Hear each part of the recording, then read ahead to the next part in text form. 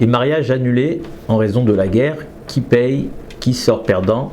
Donc c'est une question qui est d'une trait d'actualité, c'est qu'on traverse en ce moment tous une période où le cours de la vie est complètement bousculé et tous les domaines de la vie sont touchés, y compris les mariages. Donc tous ces couples-là qui attendaient le jour du mariage se retrouvent bloqués face à ces décrets en raison de sécurité, décrets sécuritaires, se trouvent bloqués par rapport aux salles de réception qui annulent donc les mariages. Et la question est qui va payer le prix, qui va sortir perdant? D'un côté, le propriétaire de la salle, écoutez, vous avez signé un contrat, donc vous devez accomplir le contrat, vous devez payer en tout cas une bonne partie de la somme. De l'autre côté, donc le couple, pas de célébration, pas de mariage, c'est pas de notre faute, donc je vois pas pourquoi on va payer. Et on pourrait ajouter à la question, qu'est-ce qu'il en est s'il y a un acompte qui a été versé? Comme ce qui se fait de manière générale, où au moment de la signature du contrat, on verse 20-30%, parfois même 50%. Donc au moment où ça a été annulé en raison de la guerre, le propriétaire de la salle dit écoutez, moi, l'acompte en tout cas je le garde, donc qu'est-ce qu'il en est? Est-ce qu'on va devoir l'obliger à rendre ou pas? On pourrait poser une autre question intéressante, c'est qu'est-ce qu'il en est, que se passe-t-il si la salle s'est déjà engagée dans des frais? Ils ont commencé même à préparer des plats, donc il y a vraiment des frais conséquents, etc. À ce moment-là, le propriétaire du patron dit bon, même si je vous rends la totalité de l'acompte pour la salle, mais par rapport aux frais qui ont été engagés, là je vais être obligé de vous demander de payer. Et troisième question qui va être très intéressante aussi, c'est qu'est-ce qui se passe si un couple a annulé le mariage, pas en raison de la guerre. Donc ils ont annulé pour une raison qui leur concerne au niveau du couple, le mariage a été annulé, mais une semaine après, il y a la guerre qui se déclare, et là toutes les salles annulent les mariages. Donc le couple il dit écoutez, c'est vrai qu'on a annulé la salle, mais de toute façon, même si on n'avait pas annulé, ça aurait été annulé en raison de la guerre. Donc pourquoi vous allez nous faire payer? Voilà trois questions qui peuvent être très intéressantes concernant donc, tous ces mariages annulés. C'est vraiment des cas autour de moi, j'entends tous les jours, où on demande des mariages qui sont annulés. Alors c'est vrai qu'on tolère des mariages à 50 personnes, il y a même des salles qui se permettent de prendre des risques, etc. Ou bien qui demandent au couple de prendre sur eux le CNAS. En tout cas 50 personnes, c'est-à-dire que si moi j'ai réservé un mariage de 500 personnes et que la salle me dit écoutez, moi de mon côté vous pouvez faire le mariage 50 personnes, pourquoi vous allez annuler? Ça on comprend tout à fait que c'est pas le contrat qu'on a fermé, c'est-à-dire que moi je veux un mariage à 500 personnes, je préfère attendre dans un mois, 2 mois, je ne veux pas payer maintenant pour 50 personnes, donc tu ne peux pas m'obliger à faire le mariage avec 50 personnes. Donc la question, qui c'est qui va sortir perdant? Qu'est-ce qu'on va faire payer? Qui va payer? Alors, avant de rentrer un petit peu dans le vif du sujet, j'aimerais d'abord faire une introduction concernant toutes ces annulations, pas forcément dans un cas de ce qu'on appelle Makkat Medina, une épidémie régionale, un fléau comme la guerre ou comme c'était le cas durant le Covid. Qu'est-ce qu'il en est dans une annulation de contrat en cas de force majeure quelconque par la contrainte, une contrainte quelconque? Qu'est-ce qu'il en est? Alors, ce qu'il faut savoir, c'est qu'il y a un rama très intéressant dans Siman Shin Yud Bet, qui nous parle du cas d'effondrement d'une maison. D'accord? Donc j'ai loué une location immobilière pour 1 an, j'ai loué un appartement pour 1 an, et puis l'appartement s'effondre. Ou il y a un incendie, il n'y a plus d'appartement. Donc c'est un cas dans Bava Metzia Kuf Gimel où on parle que Sahar Baïdze, alors le propriétaire n'est pas obligé de me débrouiller un autre appartement ou de me réparer cet appartement, de le remettre sur pied pour devoir accomplir son engagement de la location pour 1 an. Il n'est pas obligé, parce qu'à partir du moment où la location elle était baïdzée, j'ai pas loué une maison quelconque, j'ai loué 7 maisons, 7 maisons elles s'est effondrée, donc le propriétaire n'est plus obligé de me mettre sur pied, de mettre en place un appartement. Mais la question qui se pose, c'est est-ce que je vais devoir payer pour toute la durée? C'est-à-dire que moi je me suis engagé pour 1 an, au bout de 6 mois la maison elle est tombée, il y a un incendie, est-ce que je vais devoir payer pour toute l'année? Alors la halakha elle stipule que comme quoi je dois payer uniquement pour la période dans laquelle j'ai habité. Ça c'est la plupart des rishonim, même si je note, il faut quand même noter qu'il y a un avis du Réa, le Ritva sur place dans la Metzia Kuf Gimel au nom du Réa, c'est l'avis aussi du Tshuvot Maimoniot. Eux considèrent que non, il faut le locataire devra payer pour toute la durée, pour toute l'année, même si la maison s'est effondrée au milieu de l'année. Puisqu'on considère que la location, c'est un peu comme une vente pour une année. Pour reprendre le lachon de la Gemara de Bava Metzia Nunvav, Srirut, même car les yomé. La location, ça a quand même une définition d'achat, de vente à un certain niveau, bien entendu, dans un référentiel de temporalité, mais c'est quand même une vente. Donc, si c'est une vente, à partir du moment où tu as loué pour un an, de la même manière que quand j'achète un appartement, même si au bout de 2 mois il tombe, je ne peux pas me retourner sur. J'ai acheté, c'est mon mazal, c'est ma malchance, pareil. Si j'ai loué pour un an, c'est quelque part comme si j'ai acheté. Donc ça, c'est l'idée du réa. La plupart des régimes ne sont pas d'accord, ne partagent pas cet avis. Tu payes que sur la durée dans laquelle tu as habité. Et c'est tranché dans le Rama, chez Yudbet, c'est Yudzaïn.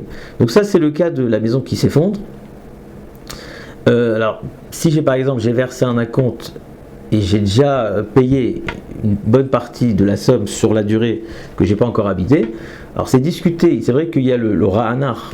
Le Ra'anar, c'était un des Gdolei Acharonim, d'accord. On parle du 16e siècle, qui était Chacham Bashi en Turquie. Alors lui, il considère que à partir du moment où tu as déjà payé, tu ne pourras pas récupérer ton argent à partir du moment où il y a quand même l'avis du Réa qui dit que tu es chayav sur toute l'année. Mais c'est pas retenu la halakha, parce qu'on a le tas sur place, le Netivot, il dit que non, pas du tout. À partir du moment où la maison s'est effondrée, je ne dois pas payer pour le restant de la location, et même si j'ai fait une avance d'argent, je vais pouvoir récupérer cette avance. Alors si vous me demandez, est-ce que c'est uniquement dans un cas où la maison elle s'effondre, ou un incendie, ou même s'il y a une raison X qui fait en sorte que la maison ne devient pas habitable. Par exemple, j'ai un exemple simple, il y a une invasion de souris. D'accord, j'ai loué un appartement pour un an, au bout de 6 mois, on ne peut pas vivre dans cet appartement, il y a des souris de partout, des rats. Donc moi je me retourne vers le propriétaire, je quitte l'appartement et je ne paye pas pour la suite du contrat. Alors le Mabit, Rabbi Yosef Matrani, 16e siècle aussi, donc Rav Atzfat à l'époque du Beth Yosef, il considère que c'est pareil, c'est considéré de la même manière que dans le cas de l'effondrement, je ne vais pas payer pour la suite du contrat. On retrouve la même idée dans le Netivot Siman Shinyud Sif Katan Bet, même si il faut quand même noter que le Machane Ephraim, Rav Ephraim Navon, dans Ilchot Srirut Perek Vav, lui, il veut considérer que non, dans un cas où la maison est sur pied et debout, se tient, quelque part, il y a les murs, il y a tout ce qu'il faut pour habiter, mais il y a une raison X qui fait que toi tu ne veux pas habiter à l'intérieur. Alors le cas là-bas du Mabit, c'était, il y a des voyous qui sont venus habiter dans cet appartement, qui sont venus se dominer le territoire, et donc tu dis moi je ne peux pas habiter avec eux. Le Machane Ephraim, il considère qu'à partir du moment où la maison est là, même si l'habitation n'est pas possible, mais la maison est encore là en bonne et due forme, donc tu ne pourras pas dire je m'arrête de payer pour la suite de la durée. Alors, ce Machane Ephraim, c'est quand même assez innovateur comme idée. A priori, au niveau de la halakha, on retient pas comme ça, on retient plutôt comme le Mabit, comme le Netivot, que pour une raison quelconque où l'habitation n'est plus praticable, eh ben, je ne devrais plus payer pour le reste de l'année. Bien entendu, d'après tout le monde, si d'une certaine manière c'est habitable, mais de manière un petit peu plus difficile. C'est oui habitable, mais un petit peu problématique. Il y a des fuites, etc. C'est plus compliqué, mais ça reste, c'est quand même praticable. Là, tout le monde sera d'accord que tu devras payer pour tout le restant d'année. C'est une idée qu'on retrouve dans Baba Metzia Inchet par rapport à celui qui a loué un âne pour faire des transports, etc. Et puis que l'âne devient aveugle. Alors, à partir du moment où c'est encore praticable, tant qu'il n'est pas mort ou qu'il n'est pas complètement malade, mais on peut encore l'utiliser, ben, tu dois payer toute la somme. Ok, donc ça c'est dans les cas où indisposition du bien loué par effondrement, il n'y a aucune possibilité d'habiter dans ce bien. Alors on n'est pas rentré dans ce qu'on appelle les contraintes du locataire, d'accord ? Là on parlait des problèmes sur le bien loué. Qu'est-ce qu'il en est s'il y a des contraintes, des cas de force majeure qui sont liés au locataire ? Par exemple, le locataire est décédé, donc il est complètement malade, il ne peut plus habiter dans cet appartement. Là, c'est un autre din. Ça, c'est dans la prochaine Mishpat Shin Amendalet, où on a une très grande marloquette entre le Rashba qui nous dit que tu devras payer pour toute la durée. Le Maharam Rotenbourg, il dit que tu ne payeras pas, les héritiers, par exemple, dans un cas de décès, les héritiers ne payeront pas pour toute la durée, mais uniquement pour la durée habitée. Alors, en général, le Shulchan Aruch, il ne s'est pas vraiment exprimé. C'est le Rama qui a amené les deux avis, bien que le Beth Yosef, lui, pense complètement comme le Rashba qu'on doit payer l'intégralité de toute l'année.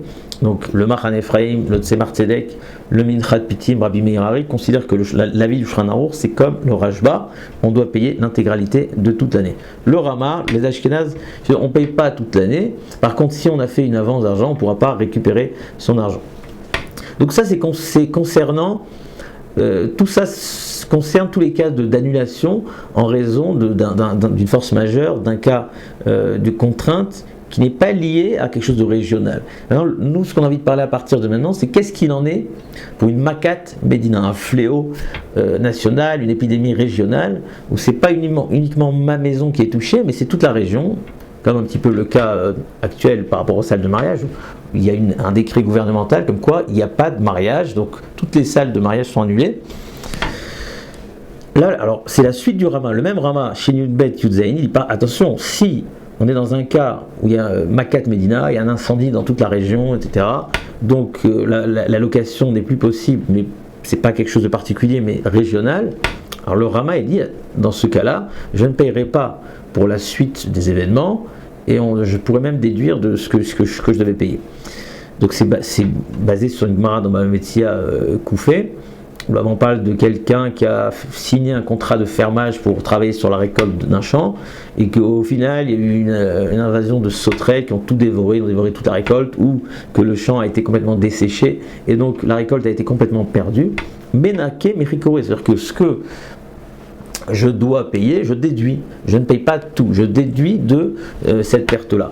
Donc on voit clairement que dans Makat Medina, si j'ai loué une maison et il y a une Makat Medina qui fait qu'on ne peut plus habiter dans cette maison, une épidémie régionale de peste, etc., personne ne peut habiter, a priori, je ne dois pas payer pour toute la période où je ne vais pas pouvoir habiter. Alors quand on lit ce roman, on ne comprend pas trop, parce que au début du Sif, il nous parle d'un cas de la maison qui s'effondre, et donc il me dit, je ne dois pas payer. Et dans un cas de Makat Medina, si par contre ça s'est effondré, c'était un fléau régional, je ne dois pas payer. Alors où est la différence? Qu'est-ce qu'il y a de particulier dans Makat Medina pour... Finalement, c'est une règle qui est déjà établie, même indépendamment de Makat Medina. C'est vrai que dans une contrainte du locataire, on a vu que le din n'est pas comme ça, mais dans une contrainte sur la maison, où la maison s'est effondrée, il y a un incendie, on a vu aussi qu'on ne doit pas payer pour toute la période dans laquelle on ne va pas habiter. Donc qu'est-ce qu'il y a de particulier dans le cas de Makat Medina? Alors cette question, les commentateurs autour du Shulchan Aruch la posent, le SMA, et le Netivot, lui, ce qu'il propose, c'est de dire oui, la différence, elle va être dans le cas d'avance d'argent. Dans le cas où, comme on a dit, on a versé un acompte. Où là, on fera une grande différence entre sans Makat Medina et Makat Medina. Sans Makat Medina, le propriétaire, il pourra dire Kimli comme le Réa. C'est-à-dire qu'on a dit tout à l'heure que la vie du Réa, c'est que même dans une maison qui s'effondre, je dois payer l'intégralité de toute l'année. Et si, alors évidemment, on n'est pas posé que la halakha dans le cas où je n'ai pas avancé d'argent, mais s'il y a eu une avance d'argent, le propriétaire dit moi je garde cet argent. Par rapport à cet avis du Réa, et donc on considère que cet effondrement c'était sur la malchance du locataire, moi je garde mon argent. Alors que dans le cas de Makat Medina, là non, là on demandera au propriétaire, quoi qu'il en soit, à partir du moment où c'est un fléau national, même s'il y a eu une avance d'argent, tu dois rendre l'intégralité de la somme. La dernière question qu'il faut se poser, c'est est-ce que, sur le cas de la Mishnah de Makat Medina, le cas repris par le Rama, on parle que la maison a été impactée, a été touchée, ou a été détruite, ou que dans l'histoire du champ, il y a des sauterelles qui ont dévoré toute la récolte. L'histoire du Rama, il y a un incendie dans toute la région, donc la maison, elle n'est plus du tout habitable. C'est la maison qui a été touchée, c'est les murs qui ont été touchés. Mais qu'est-ce qu'il en est si c'est quelque chose d'extérieur, c'est touché indirectement, c'est-à-dire qu'il y a un décret qui fait qu'on n'a pas le droit d'habiter ici. Les maisons, le propriétaire, le bailleur, il dit écoute, moi ma maison elle est là, elle est intacte, il n'y a pas de problème, tu peux habiter. Sauf qu'il y a un décret où il n'y a plus d'avion par exemple, j'avais loué, moi j'habite en route Saint-Laret, il n'y a pas d'avion à cause d'un fléau national et donc je ne peux pas arriver dans ton appartement. Oui, mais le propriétaire, le bailleur il dit ouais d'accord, mais ma maison elle est là, elle est disponible. Donc est-ce que ça change quelque chose? Alors on a le Machane Ephraim dans Srirut Perek Zayin qui veut nous dire que dans ce cas-là, on ne parle plus de Makat Medina. Makat Medina, c'est tel que la Mishnah l'a décrit, c'est quand la maison a été touchée. Mais si, je ne sais pas, il y a un décret que les gens ne doivent pas habiter dans cet endroit-là, ou peut-être même le cas de la peste où les gens s'enfuient, mais la maison, elle est habitable, elle est disponible, elle est praticable. Donc on ne parle plus de Makat Medina. Il s'appuie sur le Maharam de Tiktin et considère que ce n'est pas considéré comme un cas de Makat Medina.